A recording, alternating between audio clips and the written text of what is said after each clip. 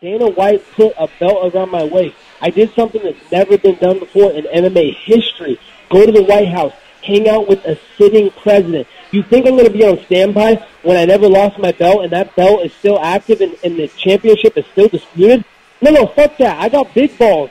Dana's got little baby nuts. He talks shit to promoters in the media and shit, but he can't say it to their face because he's got little baby nuts. I got big nuts. I'll say it in the media. I'm gonna go find Dana White. I'm gonna say it to his face.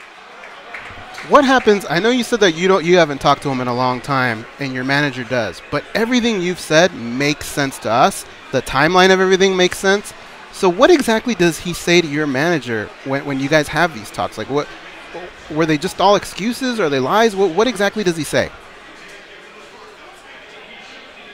They've been promising all these things, since last year, you're going to fight Woodley. We're going to give you it, you're going to fight in November at Madison Square Garden with Woodley. You're going to fight Woodley in California in January, but all of a sudden Woodley's hurt, and then now all of a sudden they're passing me up for someone that's behind me in the rankings. Okay, if you're passing me up because it makes a better business decision, it doesn't make anything better business decision. You're shitting on the fans. They did polls all over. You guys did a poll, MMA Junkie. What was the percentage that wanted me to fight Woodley? I bet it was in the 80% because they were doing polls, 100,000 person polls all over on ESPN, and 80% of the fans wanted me to fight Woodley. I mean, they're shitting on their fans. They're shitting on their product and devaluing their product. They want to compete with the NBA and NFL, but they can't even hold legit championships. Have you ever heard of a team that won the AFC and the NFL not going to the Super Bowl just because the promoter or the owner, Roger Goodell, didn't like the team? No, it doesn't happen that way. Once you win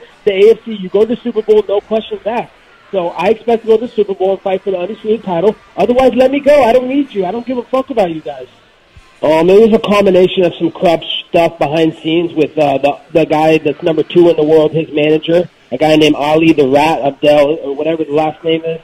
I mean, he's a fucking terrorist snitch, so, and he's also lied to the UFC in court. So people, he said some things that people don't realize, and the UFC owes him favors. So, that's just him getting a favor. It doesn't make sense to put the number 2 guy in the world when the number 1 guy in the world is ready to fight.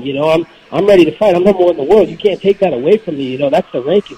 That's what the people want, and the people want this. All the people want to see this. So, this is completely personal. I think it's a little prejudice, too. It's probably all those little nerds that are in their little fucking suits over at the UFC offices that run for WMEIMG. They're all liberal fucks. So they're just fucking prejudicing against me because I support Trump and I love America and I love the fucking troops.